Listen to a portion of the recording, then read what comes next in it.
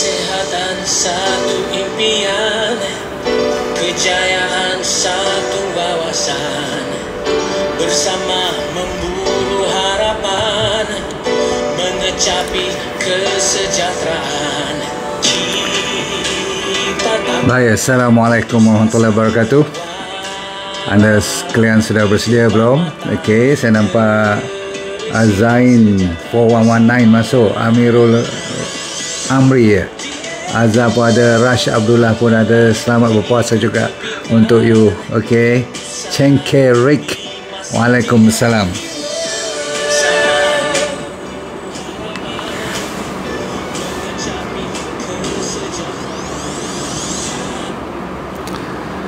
Okey, cukup dulu untuk kita dengar background music ni. Kita terus masuk ke program kita pada hari ini. Kamarul Farihan. Boy, spelling. Chun Haniza pun ada. Azhar Gigan ya. Irzat. Nama you all modern ni. Lai Jet Li yang senang sebut. Okay. Sarima. Okey, baik. Kita jangan buang masa sebab hari ni hari Sabtu betul. Malam ni insyaAllah saya sempat berbuka puasa dengan staff. Kita panggil satu office untuk kita bagi makan sikit insyaAllah untuk anda. Saya ucapkan sihat walafiat seluruh keluarga, dan hari ini kita nak cerita happy-happy sikit. Dan happy hormone ni sebenarnya memang real, bukan sesuatu perkara yang kita reka-reka. Memang Tuhan jadikan beberapa jenis hormon, berpuluh-puluh hormon sebenarnya. Tapi malam ni ataupun petang ni saya nak cerita cuma 5 sahaja yang cukup untuk membawa kepada satu keadaan, kalau you pandai jaga 5 hormon ni, dia akan menjadikan kita happy ever after. Tapi tak mungkinlah, Tuhan tu kan sentiasa menduga kita. Mesti ada kadang-kadang dia tekan dengan dugaan-dugaan ataupun penyakit ataupun ada masalah. Tetapi apapun, kita boleh beratkan sikit ataupun kita kuatkan sikit ke arah happy hormone ni. Boleh-boleh. Saya akan cerita bagaimana caranya. Semoga you ambil nota ni dan share dengan kawan you. Sebab ramai sekarang yang bila saya lecture macam ni, selalunya saya dah kata bila bahagian-bahagian mental, bahagian psikologi, dia punya pengikut tak seramai. Tapi tak apa, saya terpaksa buat juga sebab banyak kes-kes, termasuk penyakit kanser pun, terutama sekali kanser lah, ada penyakit autoimun. Kalau anda belajar dari sudut penyakit-penyakit kulit, penyakit dari segi GIT ni, gastrointestinal tract, sembelit, ada masalah-masalah senak, kembung, masalah period tak balance dan sebagainya, masalah panic attack, semuanya ada kaitan dengan hormon-hormon yang saya nak cerita ni. Sebab itulah you kena belajar dan pay attention, dan saya akan bagi solusinya. Okey, kita tak mahu sembang kosong pada petang ni. Okey, kita mulakan dengan dasar dahulu. Dan saya ingin tanya soalan pertama, iaitu mana lebih mustahak, happy ke health ke? Maksudnya jadi happy ke, jadi gembira ke, ataupun kesihatan? Mana lebih mustahak? Cepat. Mana yang dulu dipentingkan? Happy dulu ke health dulu ke? Cepat. Tulis dulu. Saya nak tahu siapa yang rasa mana lebih mustahak antara dua. Kalau diminta pilih satu je lah, memang dua-dua tu mustahak, tapi yang mana yang lebih penting? Cepat. Tulis. Okey, saya akan teruskan dulu sambil you menulis. Saya tengok you ada yang tulis happy dulu. Yes, betul. Ada yang kata kesihatan dulu. Betul. Tapi yang mana yang lebih betul? Happy is healthy. What about healthy is happy?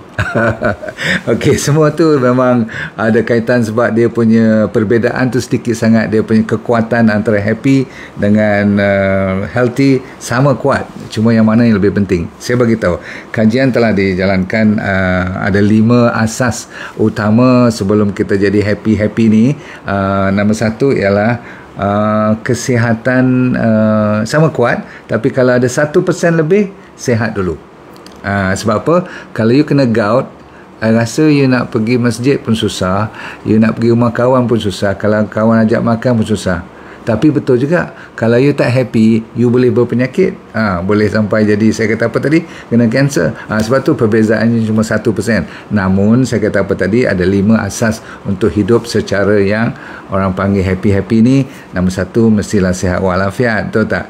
Nombor 2, mestilah ada tempat tinggal yang comfortable. Tak semestinya ada istana kayangan dan sebagainya. Tapi kalau bumbung tu tiris ataupun bocor, susah nak tidur kalau hujan datang dan sebagainya, pun tak boleh jadi happy. Betul? Okey, so kena ada asas dia, tempat tinggal. Nombor 2, nombor 3 ialah mestilah ada pemakanan yang mencukupi. Saya tak kata terlalu mewah, tapi mencukupi untuk satu keluarga. Tak boleh mak bapak aja yang makan kenyang, anak macam mana? So kena jaga makanan yang mencukupi. Nombor 3. Nombor 4, mesti ada keselamatan. Maksudnya tak ada banyak pencuri, penyangga, tempat tu tak tenang nak tidur, kunci sampai 3 mangga pakai pun takut lagi. Tu bahaya juga. Susah nak dapat happy atau nak jadi gembira, nak jadi orang kata bahagia dalam hidup pun susah. Dan last sekali, asasnya ialah setiap satu ni semuanya personalize ataupun bergantung kepada si ampunya nak happy tak happy. Sebab apa? Setengah orang dia ada semua ni, dia tak happy juga lagi. Orang ni cuma ada setengah je daripada yang dia harapkan, pun dia dah happy. Jadi lain orang lain dia punya tindak balas dia, betul? Jadi bergantung kepada you punya pengalaman lepas, masalah stres, ataupun you ada pengalaman yang pahit, yang kadang-kadang luka lama berdarah kembali. So macam-macam cerita lah. Tapi setengah orang tu dia cepat bersyukur, dia tenang, dan dia dah, orang panggil qanaah lah, semuanya I have enough. Jadi tuan-tuan sekalian, ini 5 cara yang saya janji pada anda pada petang ini, iaitu untuk menaikkan. Kalau asas ni dah steady, macam mana kita nak mempertahankan supaya kita sentiasa happy? Tidak lain tidak bukan, nombor 1 ialah Allah. Apapun mesti berdasarkan kepada payungnya. Semua yang saya cerita mestilah Allah. Berarti semuanya mesti bismillah dahulu. Betul? Okey, itu nombor 1.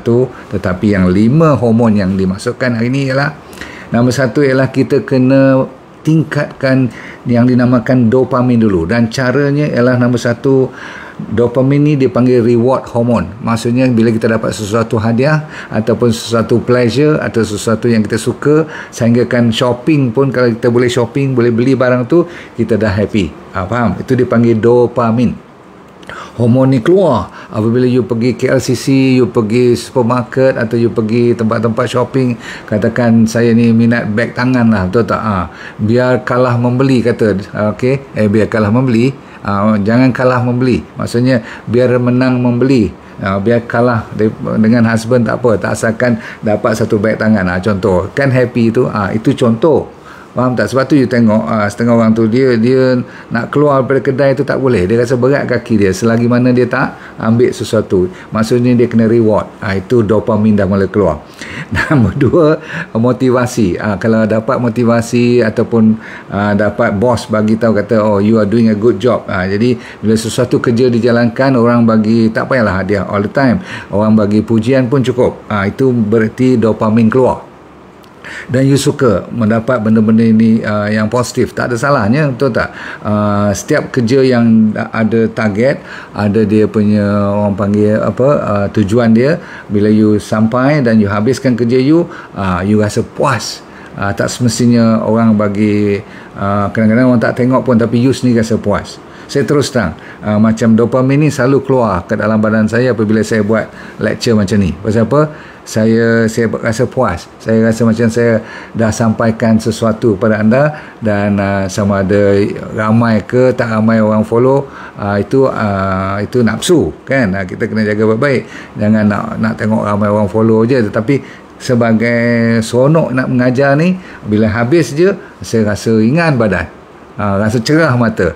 Kadang-kadang mengantuk sebelum buat program kan, duk baca, duk mentelaah semua. Tapi bila lepas ni, you tengok saya habis 15 minit ni, you tengok muka I. Bukanlah saya nak menunjuk, tapi saya nak bagi bukti dopamin I dah keluar. Sebab tu kalau you tengok I, kalau tak ada 3-4 hari, saya jadi resah gelisah. Orang kata, doktor, you ni buat kerja penat-penat, relax lah, apa ni, dah pencen-pencen ni kan. Tetapi saya rasa lain, sebab saya rasa puas. Itu dipanggil dopamin. Kalau ambil exam, bila you lepas exam, you lulus, wah, masa tu dopamin you banjir satu badan, faham tak? Tapi panik juga kan nak ambil result tu. So tidur pun boleh. Dengan tidur pun kita dapat dopamin, hidupkan kembali dia punya hormon tu. Ada lagi kalau you pandai celebrate, you apa orang panggil, meraihkan setiap benda-benda yang you dapat tu walaupun kecil. Contohnya kita pagi-pagi tengok matahari, kita kata alhamdulillah, subhanallah, masya-Allah kan. Itu juga dopamin kita keluar. You mungkin tak perasan ni semua. Sebab tu you rasa tenang bila dengar burung berkicauan. Itu adalah hadiah yang secara halus, yang kecil-kecil, yang free of charge. Setengah orang kena pergi holiday ke Langkawi, kena duduk 5-star hotel, nak kena pergi Dubai, kan. Kadang-kadang orang rasa macam kena pergi umrah every year. It's okay kalau you ada duit, tapi jangan sampai you terseksa, faham tak? Itu kalau yang dah berduit. Yang tak ada berduit, tak salah fikir semua-semua tu. Dan ada juga orang makan, pergi restoran tempat yang dia suka sekali sebulan. Itu bagi dia dopamin, dia seronok nak, dia dah plan nak pergi katakan restoran Chef Wan, mahal sikit tak apa, bayar sekali sebulan tu, no problem kan. So kalau tak ada duit, kita pergi yang kios biasa-biasa, tapi satu family pergi. Nak pergi dan balik tu adalah reward. Ini dopamin keluar. Boleh-boleh? So itu satu cara. Jangan risau. Buat je benda kecil-kecil, meriahkan. Okay. Nombor 2, kita kena naikkan hormon yang dinamakan oksitosin. Saya ulang, oksitosin. OXYTOXIN. Oksitosin ni dia selalu keluar semasa you bersama dengan orang yang you sayang. Maksudnya dengan family you, suami isteri, anak, cucu. Kadang-kadang you boleh peluk, you cium dia orang, you pegang tangan dia orang. Kan pipi anak cucu kita tu, kalau kita cium dia orang tu kan rasa lain kan. You dakap, perkataannya ialah peluk. Ataupun kalau yang suami isteri tu, hubungan intim adalah sebahagian daripada mengeluarkan oksitosin ni. Sebab tu dia panggil the love hormone. The love hormone ni sebenarnya kita terlalu berkurangan. Jadi kita nak naikkan balik. Macam itulah kalau ada kucing, kalau you bela burung, you bela ni pet binatang yang you sayang tu, kadang-kadang you sanggup bela kucing daripada bela nak dapat anak sendiri pun ada kes macam tu. So janganlah anda risau kenapa you boleh rasa sebab macam tu, sebab oksitosin itulah menyebabkan you kasih sayang tu kuat sangat, walaupun dengan cuma binatang aja pun. Sebab baby, binatang peliharaan ataupun apa lagi, kalau orang kata pujian pada you, orang puji you lah kan, rasakan macam mana kan. Habis macam mana nak dapat pujian selalu? Tak adalah hari-hari boleh dapat, senang je nak dapat pujian. You puji orang dulu. Saya ulang, you puji orang dulu banyak-banyak, you pun sekurang-kurangnya dapat setengah pun tak apa.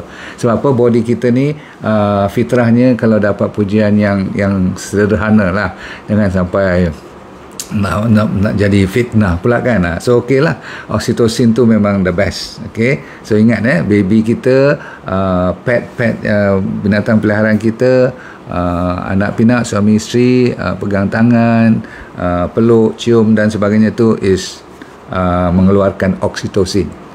Tak payah bayar apa-apa pun. Betul? Okey, seterusnya yang ni you kena dengar, serotonin. Kita kena tingkatkan serotonin tu supaya kita happy selalu. Sebab apa? Dia ada kaitannya dengan mood kita. Mood ni maksudnya kita punya emosi kita lah. Dia nak stabilize tak? Kan setengah orang tu sekejap dia panas, sekejap dia sejuk, sekejap dia melenting, sekejap baik macam malaikat. Tak steady langsung. Jadi kita nak stabilize tu, mood stabilizer dia panggil, namanya serotonin. Serotonin terkenal bagi orang yang suka kena matahari. Matahari adalah penawar untuk keluarkan serotonin. Ada jenis makanan-makanan yang banyak triptofan, seperti kalau dulu-dulu makanan laut yang bersih tu bolehlah. Sekarang you kena hati-hati, lebihkan kepada sayur-sayur hijau, pumpkin, avocado. Ada makanan yang tinggi triptofan, sebab dia akan keluarkan serotonin. Serotonin tu nanti akan memberi you rasa happy, seperti orang lepas berjalan kaki kat dalam hutan. Ni nature, apa tu, kawasan-kawasan yang alami lah kan, yang natural. Yang natural ni bagus sangat-sangat, sebab you bawa ketenangan dan you happy. Exercise pun antaranya bagus. Setengah orang muzik yang dibenarkan bagus. Yang swimming, yang sikit-sikit exercise yang bawa jadi peluh, tak payah berat-berat. Lepas tu yang paling penting ialah nak kuatkan serotonin ni kena jaga bakteria. Di sinilah prebiotik, probiotik, ingat tak yang makan serat lebih, makanan-makanan buahan, sayuran yang saya kata bagus untuk bakteria, dia akan keluarkan, bakteria ni akan bantu keluarkan serotonin. Jangan main. Okey, kena jaga betul-betul. Sebab tu kalau orang lapar, orang tengah betul-betul lapar, jangan kacau dia. Sebab dia boleh jadi angry. Dia boleh bukan jadi hungry, dia jadi hangry. Lapar campur marah, jangan kacau dia. Sebab dia punya serotonin belum mari lagi. Faham? Kalau you rajin suka tolong orang, pergi malam-malam kat tempat yang banyak kelandangan tu, bagi orang makan, tak payah banyak, mungkin 10 bungkus you sponsor anak yatim ke, you pergi zaman sekarang ni, maksudnya bulan ni lagi dahsyat, you akan dapat serotonin tu bila tolong orang. Walaupun orang yang dapat manfaat tu, tapi you secara automatik bila you membantu orang. Sebab tu you tengok setengah orang tu memang tiap-tiap tahun dia pergi Syria, dia pergi inilah Palestin dan sebagainya, dia pergi Sabah, Sarawak, Kedah, Kelantan, membantu orang. Sebab apa? Dia feel, dia rasa dia punya serotonin tu naik. Orang pun heran kenapa dia rajin malam-malam pukul 2 baru balik, pergi hantar kat Chowkit semua tu, sebab dia punya serotonin dia suka dapat benda tu. Dan orang yang boleh dapat urut tahu tak, massage pun boleh naikkan, dipanggil serotonin. So tak salah kalau you dapat urutan yang baik, dia meningkatkan serotonin. Cun okey, termasuklah reflexology semua tu. Dan dua lagi, endorfin. Hormon endorfin ni you pernah dengar, dia memang gian betul. Kalau siapa yang suka endorfin ni, dia tak boleh tak kena. Seminggu kalau 3-4 kali tak kena endorfin ni, dia rasa resah, gelisah, gatal, demam, rasa tak seronok, marah-marah pun. Pasal apa? Endorfin tak keluar. Daripada mana? Endorfin ni nama hormon yang disebut-sebut ialah dia panggil the painkiller hormone. Dia membunuh sakit-sakit. Bukan sakit apa? Sakit yang suka pergi exercise tu. Orang yang suka exercise, yang gila exercise, kalau dia tak pergi exercise, endorfin dia tak dapat. Itulah saya kata tu. Kadang-kadang gaduh-gaduh pun ada. Kan sanggup lepas tarawih sekarang ni, orang dah pukul 10.30 more, dia tak payah more lagi dah. Dia hilang daripada rumah. Rupanya dia duk nampak dah jalan mana dia nak pergi cycling malam tu. Dengan lampu dia, dengan air dia semua. Sanggup. Sebab tu dia pergi tempat yang cepat-cepat habis tarawih tu. Faham tak? Sebab apa? Dia nak dapatkan endorfin. Pukul 12 nanti baru dia tengah panas, pukul 1 dia balik rumah. Macam? Jangan pula tak buat tahajud pula, betul tak? Yang lain semua boleh buat. Tapi itu peribadilah. Sebab apa kena tahajud? Sebab tahajud adalah ada kaitan dengan serotonin. Semua sembahyang yang orang panggil apa, dalam keadaan khusyuk, ada kaitan dengan serotonin. Okey, yang endorfin ni ada kaitan dengan aktiviti yang kasar sikit, yang suka exercise, yang suka ambil tengok cerita-cerita movie yang interesting, yang funny pun boleh, ataupun yang menakutkan pun boleh, yang bagi semangat, kan, cerita-cerita yang spy ke, cerita yang menakutkan pun dia orang kata menaikkan endorfin. Perasan tak setengah orang dia takut cerita tu, tapi dia nak tengok juga lagi. Itu endorfin lah tu dia cari. Ada kawan saya tu, dia kalau dia ketawa, semua orang lain boleh ketawa. Pasal apa? Dia punya ketawa tu berjangkit. Saya pun masih ingat lagi. Tapi ada setengah orang ketawa, kita naik geram juga. Kau tak ada pasal pun kau ketawa juga. Tapi dia yang dapat endorfin. Kita yang marah ni dapat kortisol pula naik, hormon yang kita tak nak. So ketawa yang ialah kita tak bolehlah ketawa sampai orang kata apa, macam pontianak tu tak. Tapi ketawa dengan kawan, senyum, bersembang, mengopi sekali-sekala, itu antara bagusnya kita dapat endorfin. Lagi satu, makanan yang agak spicy, yang pedas-pedas, yang boleh makan lah, yang you boleh telan sampai tak adalah, sampai menangis-nangis. Pedas ataupun spicy food, tu siapa main golf tu. Okey, main golf pun gian lah tu. Tapi yang mana yang agak-agak muda-muda sikit tu, hati-hati sikit, nanti banyak masa tinggal suami pula, tinggal isteri dan anak pula, sebab tahulah main golf kan. Jangan sampai rumah tangga jadi kucak-kacir pula. Walaupun kita nak happy, tapi kita tak boleh happy seorang. Siapa ingat tak tadi masa oksitosin kan love hormone. Kalau you cuma dapat endorfin tapi oksitosin you jatuh, maksudnya you dapat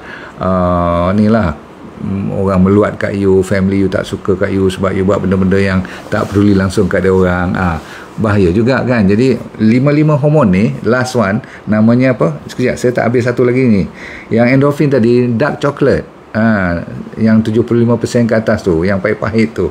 Rupanya dark chocolate ataupun essential oil yang bagi bau-bau yang bagi naik balik semangat tu. Yes. Last kali ialah spicy food. Okey, dah habis lah. Mengopi semua saya ada cerita. Exercise, endorphin tu lebih pada orang yang suka exercise. Last kali melatonin. Senang aja. Melatonin ni paling senang. Senyum sokmo pun betul. Senyum sokmo ni 4-4, 5-5 ni dapat. Tapi yang melatonin ni you tak dapat lah. Sebab kalau you senyum masa you tidur, bahaya juga. Nanti takut isi you tanya you senyum pasal apa semalam. Yang penting melatonin ni ialah hormon sewaktu you tidur bertepatan dengan waktu. Saya ulang, bukan tidur sembarangan, tapi antara pukul 11 sampai pukul 4 pagi itu adalah timing yang harus dalam keadaan REM, tidur yang ikut dia punya circadian tu kan, ada naik turun setiap 1,5 jam dia keluar dia punya kadang-kadang sampai mimpi, kadang-kadang sampai nyenyak habis tak ingat satu dunia pun. That is the best sleep quality.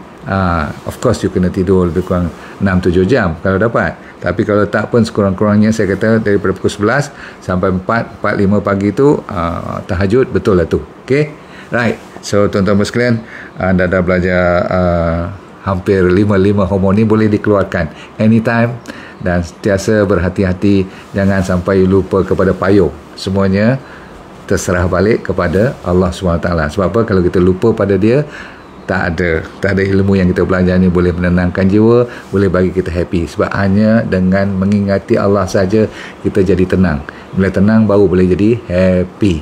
Okey, kita jumpa lagi. Dan kebetulan kita punya tagline pun let go and feel happy, betul tak? Dan kita selalu mendoakan anda supaya hidup bahagia, akhirat syurga. Dunia bahagia, akhirat syurga. Assalamualaikum dan selamat berbuka puasa. Bye. Terima kasih.